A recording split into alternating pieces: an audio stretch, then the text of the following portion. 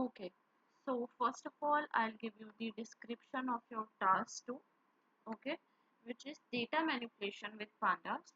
So description is basically this task involves using the pandas library to manipulate data, and your responsibility is to load a CSV file into a pandas data frame, and you have to perform operations like filtering data based on conditions, handling missing values, and you have to calculate the summary statistics. Okay, so this is your description and the responsibility of your task. So now here's your task 2 code. Okay, so your first task is to import the panda library into your Jupyter notebook.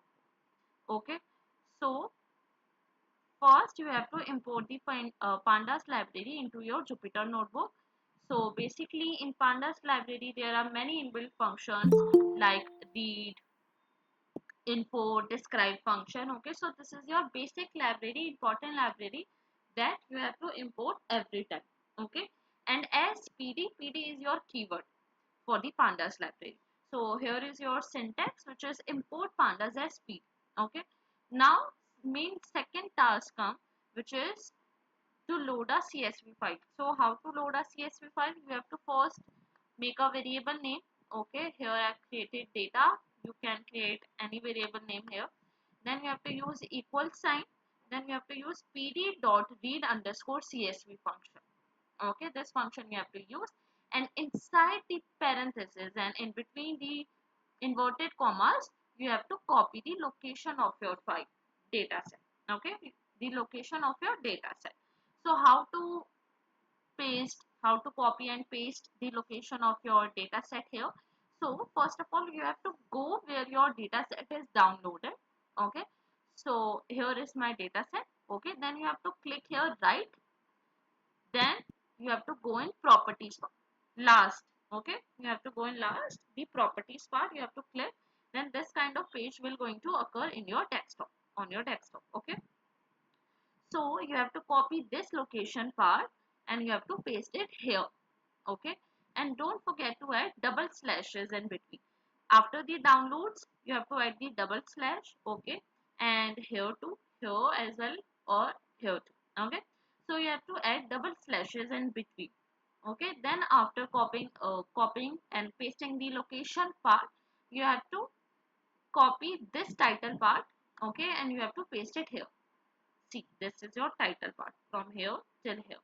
Okay, then in the end you have to write .csv. Okay, because this is your comma separated value file. Okay, so this is the syntax, you have to use .csv in the end. Okay, so this is how your data set will going to be import in your Jupyter notebook. Okay, now third things come. Now we'll analyze our variables. Okay, now we'll analyze are the column names and some of the rows that are present in our data set.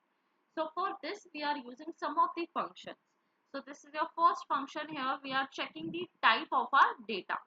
Okay, the data set of the data cleaning and pre-processing. Okay, so here by using the type function and by calling this data value, okay, we are checking the type of our data. So your data is the type of our data is the pandas.core.frame.data frame. Okay, now another function which is info function. Okay, so this info function will tell you the concise summary of your data set. Okay, concise summary means it will give you the names of your column, basically the concise compact summary of your data set, and some of the rows, as it is very large data set, so it will show you the top 5 rows and bottom 5 rows.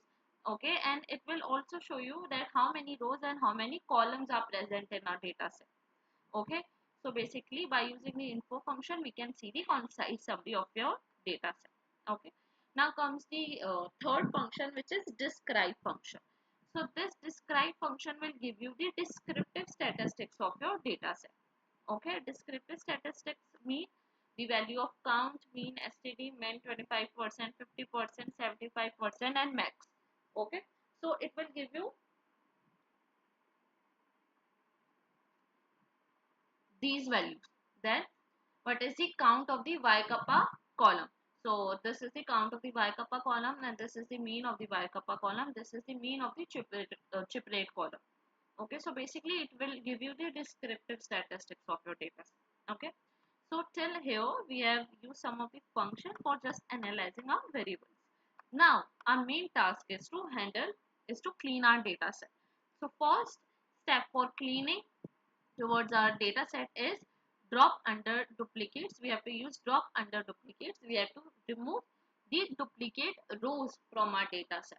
Okay, so this function will drop the duplicate rows from our data set. You know the meaning of duplicate means the value which is occurring more than one time.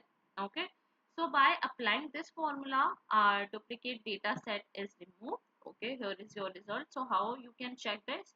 Here you can see there are 324, there were 324 rows and 23 columns. Okay, now there are 301 rows and 23 columns. Okay, columns are same, just the duplicate rows is removed from our data set. Okay, now duplicate rows is removed. Now we'll check whether there are null values present in our data set or not. Okay, if there are null values, then we have to handle that null values too. Okay, for cleaning our data set more. So what is null value first? See, basically null value is the empty value. This is your null value. Okay, so basically your null value is the empty value. Okay, that do not contain any value. Okay, any specific value. So this is your null values. Okay, so we can check by using the is null function that there are null values or not. So basically is null function will give you answer in the boolean form, which is in true or false form. Okay, it will give you false if there are no null values. Okay, and it will give you true if there are null values present. Okay, so here there were null values. Okay, so it will give you true, otherwise it will give you false. Okay, then comes the another function which is null dot sum. So this is null dot sum function will sum all the null values present in the particular column. Okay, so there are 0 null values in the observation column, 0 null values in y kappa column, 4 null values in chip rate column, 14 null values in BFCM ratio column, and so on. Okay, so this function will tell you how many total number of null values present in each column. Okay, also this is your another function which is not null function. It's just the opposite of the is null function. It will give you true if there are no null values, and it will give you false if there are null values. Okay, now this is your another function which is null dot sum dot sum. So here are two sums now. So basically these two sums will do the sum of total null values present in a data set. Okay, total. That single sum will show you the null values in the particular column, but this two sums will show you total null values, the total of all the columns. So there are 352 null values present in our data set. Okay, so till here we get it that there are null values present in our data set. Okay, so now we have to handle the null values. Okay, for cleaning our data set. So there are three methods for handling the null values. Okay, this is your first method. Okay, which is you have to use fill any function. Okay, fill any means fill null values, and in parentheses you have to assign a value to which you want to put in place of null values. Okay, so here value equal 0 means this 0 value will going to be filled in the place of null values. Okay, so here is your result. This null values is filled by the 0 value. Okay, 0 value. You can take any integer here. Okay, it depends on your calculations and your questions. Okay, so yes, this is your first method for filling the null values. So you have to set the value here. Okay, now if we check how many null values present, now answer is 0 because all null values are filled by the number 0. Okay, so this is the first method. Now comes the second method, which is your forward filling. Here the method is paired, meaning forward filling, and here method is bfill, meaning backward filling. Okay, so I'll tell you what is forward filling and backward filling first. So basically in forward filling, see my cursor.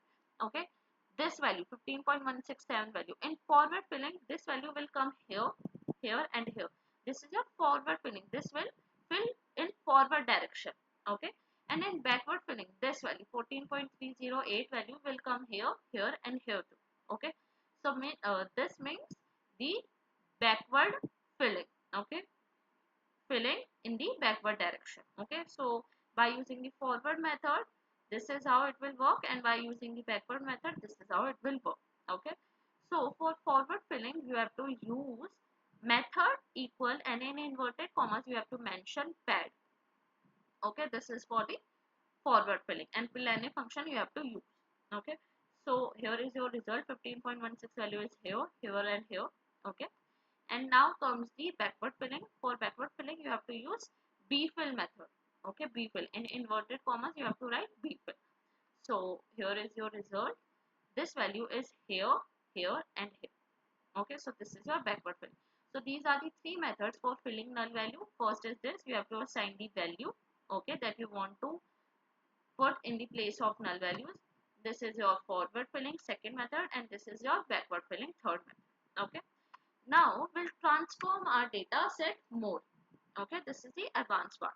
This will going to be come in your next or next to next task, but I'll tell you in this task only. Okay, so you have to do this. So now we'll clean our data set more. So for it, we have to first import some of the libraries. Okay, so here we are importing libraries again. So here first library I'm going to import, which is NumPy library. NumPy as NP. So basically NumPy library deals with the numeric data. Okay. So this is your numeric data types. Okay. And second comes from SciPy import stats. Means from SciPy library, this is another full library. Okay. From SciPy library, we have to import stats, means statistics. So SciPy library is another full library in which there are many inbuilt functions, which is statistics, regression, linear regression, etc. Okay.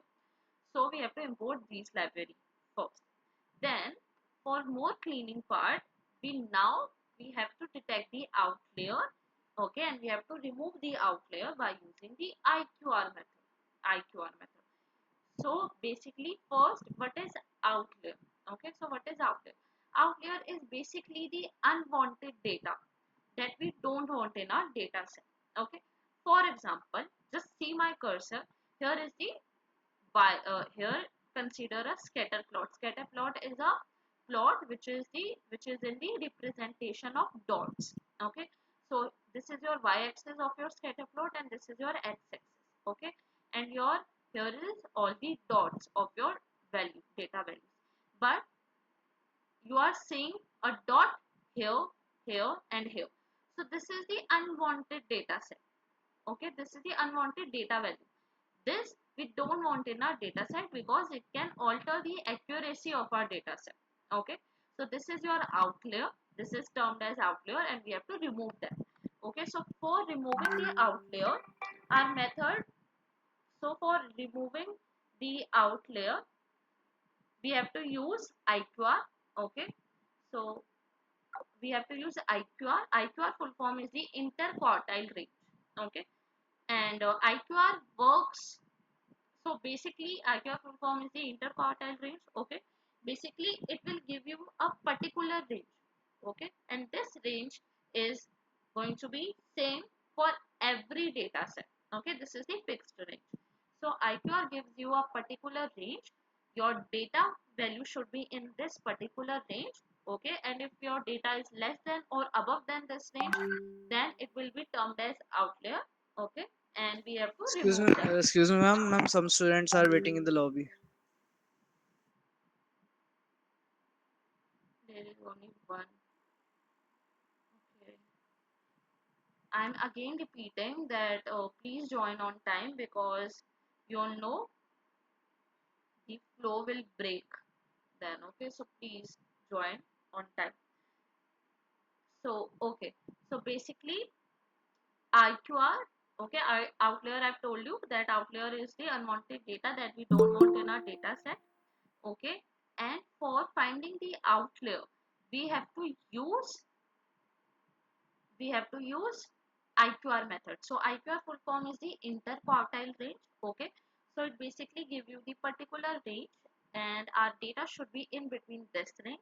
Okay, and if our data is below or above this range, then it will going to be termed as the outlier.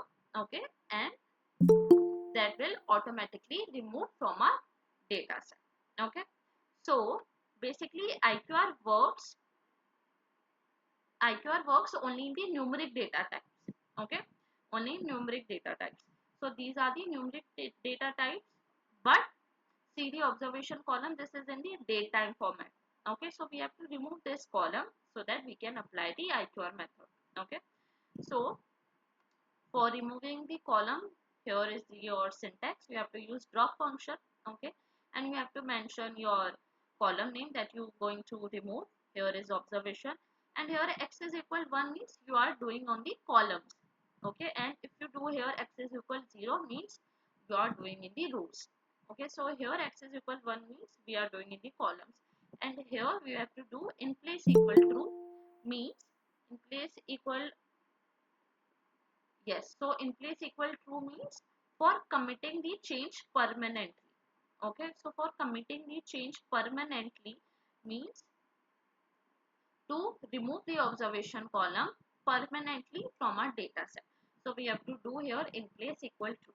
Okay, so these are our column names. Here observation column is deleted from our data set. Okay, now we'll apply the IQR method. Okay, now we'll apply the IQR method. So this is the fixed formula for the IQR for finding the IQR range of each column. Okay, here is the Q1 data 2 dot quantile 0.25. Here is Q3 data 2 quantile 0.75, and IQR is Q3 minus Q1 print IQR. This is your IQR range of each column. This is your Y kappa IQR range. This is your chip rate. This is your BFCM ratio. Okay. So it says that your data value should be in between 25th percentile to 75th percentile. Okay. Now this is your formula which tells you if your data is less than this formula. This 1.5 into IQR is just to setting the range. Okay. Just to setting the walls of the data values.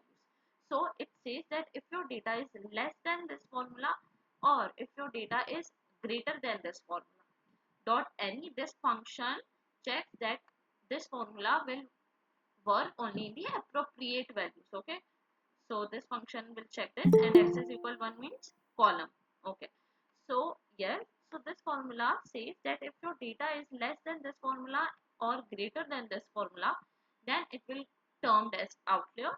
Okay, and that will automatically remove from our data set. So this is a clean data set. Here is no outlier, here is no duplicate rows, here is no null values. Okay, and this is your clean data set descriptive statistics. This is by using the describe function we can show the descriptive statistics, and this is your clean data set descriptive statistics. Okay, so this was all your task 2. I am going to repeat again. I am going to give you a brief again. Okay, so basically first of all you have to import the pandas library. Okay, then you have to load a CSV file. You have to copy the location of your data set here. Then you have to use some of the function for analyzing your variable. Here is the for checking the type. Okay, and this is for checking the concise summary, and this is for descriptive statistics. Okay, so we have to use these functions for just analyzing our variables. Okay, Excuse me, ma'am. yes, Ma'am, it's saying that no module named pandas found. where Ma'am, in Jupyter notebook, you I'm have to typing import install panda. it.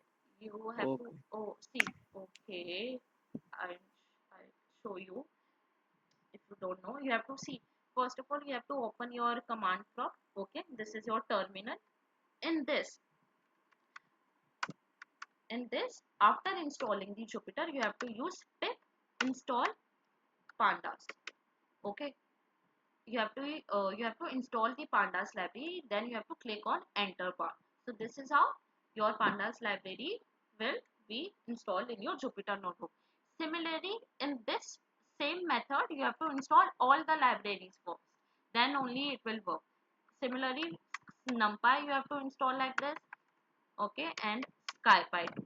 Okay, then you have to click on enter and you have to install these all libraries, then only it will work in your Jupyter notebook. Okay, yes. So Okay, ma'am. yeah, okay.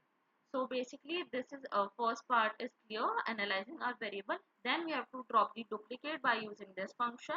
Okay, then we have to check the null values, okay, by using is null function, and this is the null values sets. Okay, so there is null values, it is clear from this. Then we have to handle it. This is our first method for handling null values, okay, by value equals 0 putting.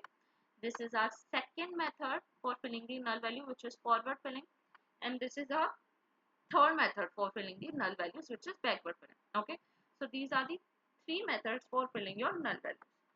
So after filling null values, we have to transform our data set more. We have to clean our data set more by importing some of the new libraries. Then we have to detect the outlier. Outlier is the unwanted data that we don't want in our data set, and we can detect it by using the IQR. IQR tells us the fixed range, and our data value should be in between this range, otherwise it will termed as outlier, and the IQR formula will remove that outlier. Okay, so for it we have to remove observation column because it is containing date-time format. Okay, so this is your fixed IQR formula, this is for finding IQR of each column, and this is your fixed IQR formula for removing the outlier. Okay, and this is your proper descriptive statistics of your clean data set. Till here till here this is your clean data set descriptive statistics. Okay, so yes, this was all your task 2. You have to do these things in your